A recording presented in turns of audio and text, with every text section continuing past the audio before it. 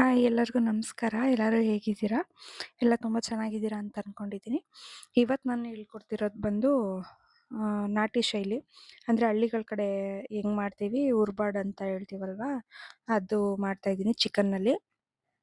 ತುಂಬ ಅಂದರೆ ತುಂಬ ಟೇಸ್ಟಿಯಾಗಿರುತ್ತೆ. ಒಂದ್ಸತಿ ಟ್ರೈ ಮಾಡಿ. ನೀವು ಒಂದ್ಸತಿ ಟ್ರೈ ಮಾಡಿದ್ರೆ ಮತ್ತೆ ಮತ್ತೆ ಮಾಡ್ಕೊಂಡು ತಿಂತೀರಾ, ಅಷ್ಟು ರುಚಿಯಾಗಿರುತ್ತೆ ಇದು. ಜಾಸ್ತಿ ಮಸಾಲಾನೂ ಇರಲ್ಲ, ಏನೂ ಇರಲ್ಲ. ಅಂದರೆ ಮೊಗ್ಚಿಟ್ಟಿಡ್ಸಲ್ಲ ನಾನ್ ವೆಜ್ ಅಂದರೆ, ಆ ಥರ ಟೇಸ್ಟಾಗಿರುತ್ತೆ ಇದು. ಮೊದಲಿಗೆ ಒಂದು ಬಾಣಲಿ ಇಟ್ಕೊಂಡಿದ್ದೀನಿ. ಅದಕ್ಕೆ ನಾಟಿ ಈರುಳ್ಳಿನ ಹಚ್ಚಾಕೊಂಡಿದ್ದೀನಿ. ನೀವು ನಾರ್ಮಲ್ ಈರುಳ್ಳಿನೂ ಹಾಕ್ಕೊಂಡು ಮಾಡ್ಕೋಬೋದು.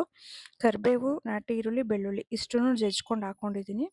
ಅದು ಸ್ವಲ್ಪ ರೋಸ್ಟ್ ಆದಮೇಲೆ ಚಿಕನ್ ಹಾಕ್ಕೊಂಡಿದ್ದೀನಿ. ಇಲ್ಲಿ ನಾನು 1.5 kg ಚಿಕನ್ ತೊಗೊಂಡಿದ್ದೀನಿ. ಅದು ನೋಡ್ಕೊಳ್ಳಿ, ಇಷ್ಟು ತುಂಬ ಕಾಣಿಸ್ತೈತೆ. ಎಲ್ಲ ನೀರೆಲ್ಲ ಬಿಟ್ಟು ನೀರು ಇಂಗಿದ್ಮೇಲೆ ಫುಲ್ಲು ಇದರಲ್ಲಿ ಅರ್ಧ ಮಾಂಸ ಇರುತ್ತೆ ಅಷ್ಟೇ. ಒಟ್ನಲ್ಲಿ 1.5 kg ನಾನು ತೊಗೊಂಡಿದ್ದೀನಿ.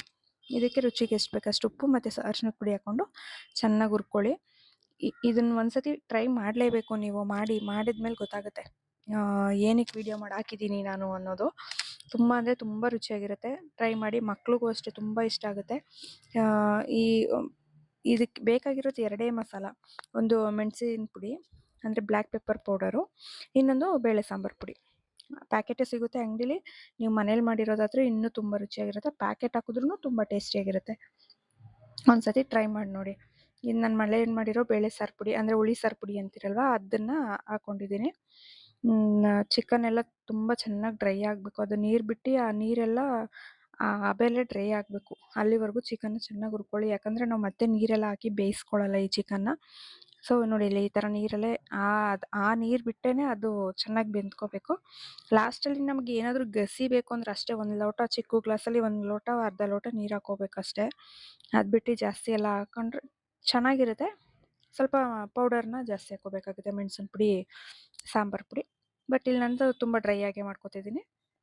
ಗಸಿ ಏನು ಅವಶ್ಯಕತೆ ಇಲ್ಲ. ಉಪ್ಸಾರು ಮುದ್ದೆ ಮಾಡಿದ್ದೀನಿ, ಸೈಡ್ಗೋಸ್ಕರ ಮಾಡ್ಕೊತಾ ಇದ್ದೀನಿ ಅಷ್ಟೇ. ಇದನ್ನು ತುಂಬ ಚೆನ್ನಾಗಿರುತ್ತೆ ನೋಡಿ. ನೀರೆಲ್ಲ ತುಂಬ ಇಂಗ್ತಾ ಇದೆ.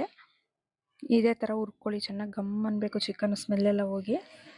ಇದಾದಮೇಲೆ ಈ ಡ್ರೈ ಆಗಿರೋದಕ್ಕೇ ಟೊಮೊಟೊ ಸ್ಕಿಪ್ ಮಾಡಿದ್ದೀನಿ. ಚಿಕನ್ ಹಾಕಿದ್ಮೇಲೆ ಟೊಮೊಟೊ ಹಾಕ್ಕೊಳ್ಳಿ ಜೊತೆಲೇ, ಏನು ಅಭ್ಯಂತರ ಇಲ್ಲ.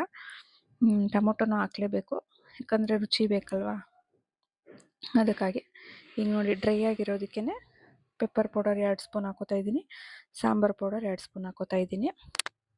ನೀವು ಖಾರ ಎಷ್ಟು ಬೇಕೋ ಅಷ್ಟು ಹಾಕ್ಕೊಳ್ಳಿ. ಸಾಂಬಾರು ಪೌಡರ್, ಪೆಪ್ಪರ್ ಪೌಡರ್ ಎರಡೂ ನಾನು 2 ಸ್ಪೂನ್ ಹಾಕೋತಾ ಇದ್ದೀನಿ, ಸಾಕು ನಮಗೆ. ಡ್ರೈ ಆಗೇ ಇರಬೇಕು ಅಂದಲ್ಲ. ಒಂದ್ಸತಿ ಹಂಗೆ ಡ್ರೈ ಮಿಕ್ಸ್ ಕೊಟ್ಬಿಡೋಣ. ಡ್ರೈ ಮಿಕ್ಸ್ ಕೊಟ್ಟರೆ ಎಲ್ಲ ಚಿಕನ್ಗೂ ಅಂಟ್ಕೊಳ್ಳುತ್ತೆ. ಇದಾದಮೇಲೆ ಬಿಸಿ ನೀರು. ಇದಕ್ಕೆ ಮೇಯ್ನ್ ನೀವು ಬಿಸಿನೀರೇ ಹಾಕಬೇಕು. ತಣ್ಣೀರು ಹಾಕಿದ್ರೆ ಚಿಕನ್ ಎಲ್ಲ ರಬ್ಬರ್ ಥರ ಆಗಿಬಿಡುತ್ತೆ. ಬಿಸಿನೀರು ಹಾಕ್ಕೊಂಡು ಮಾಡ್ಕೊಳ್ಳಿ. ಚಿಕನ್ನು ಕಂಡ ಪೀಸೆಲ್ಲನೂ ರಬ್ಬರ್ ಥರ ಆಗಲ್ಲ, ಸಾಫ್ಟಾಗಿರುತ್ತೆ, ಆರಾಮಾಗಿ ತಿನ್ಕೋಬೋದು. ಒಂದು ಪೀಸು ವೇಸ್ಟ್ ಆಗ್ದಂಗೆ ತಿಂತೀರಾ ಈ ಥರ ಒಂದ್ಸತಿ ನೀವು ಟ್ರೈ ಮಾಡಿದ್ರೆ. ನೋಡಿ, ಬಿಸಿನೀರನ್ನ ಹಾಕ್ಕೊಂಡು ಇನ್ನೊಂದು ಸಲ ಮಿಕ್ಸ್ ಕೊಟ್ಬಿಟ್ಟು ಸಿಮ್ ಮಾಡಿಬಿಟ್ಟು ಉರಿನ ಫುಲ್ಲು ಸಣ್ಣ ಮಾಡಿಬಿಟ್ಟು ಒಂದು 5 ನಿಮಿಷ ಮುಚ್ಚಿಟ್ಬಿಟ್ರೆ ಅದು ಎಲ್ಲ ಉಪ್ಪು ಖಾರ ಎಲ್ಲ ಒಳಗಡೆ ಇಟ್ಕೊಳ್ಳುತ್ತೆ. ಸಖತ್ ಸೂಪರ್ ಟೇಸ್ಟಿಯಾಗಿ ರೆಡಿ ಆಗಿಬಿಡುತ್ತೆ ಚಿಕನ್ ಉರ್ಬಾಡು. ನಮ್ಮ ಮಕ್ಕಳಿಗೆಲ್ಲ ಫೇವ್ರೇಟ್ ಇದು. ನಿಮ್ಮ ಮಕ್ಳಿಗೆ ನೀವು ಮಾಡಿಕೊಡಿ, ಅವರು ಇದನ್ನು ತುಂಬ ಇಷ್ಟಪಟ್ಟು ತಿಂತಾರೆ. ಸಖತ್ತಾಗಿರುತ್ತೆ. ಅವ್ರಿಗೂ ಖಾರನೂ ಒಂದ್ಸಲ ಏನಿಲ್ಲ ಅಂದರೆ ಒಂಥರ ಡಿಫ್ರೆಂಟ್ ಟೇಸ್ಟ್. ಈ ಚಾಪ್ಸ್ ಎಲ್ಲ ಗಸಿ ಮಸಾಲ ಎದೆ ಉರಿಯೋದು ಆ ಥರ ಎಲ್ಲ ಆಗುತ್ತೆ. ಇದನ್ನು ತಿಂದರೆ ನಿಮ್ಗೆ ಏನೂ ಆಗಲ್ಲ. ಅಂದರೆ ಮಾಂಸ ಕಂಡ್ರೆ ಮೊಗ್ಚಿಟ್ಟು ಅನ್ಸಲ್ಲ. ತುಂಬ ಚೆನ್ನಾಗಿರುತ್ತೆ. ಒಂದ್ಸತಿ ಟ್ರೈ ಮಾಡಿ ನೋಡಿ. ಎಲ್ಲರಿಗೂ ತುಂಬ ಥ್ಯಾಂಕ್ಸ್.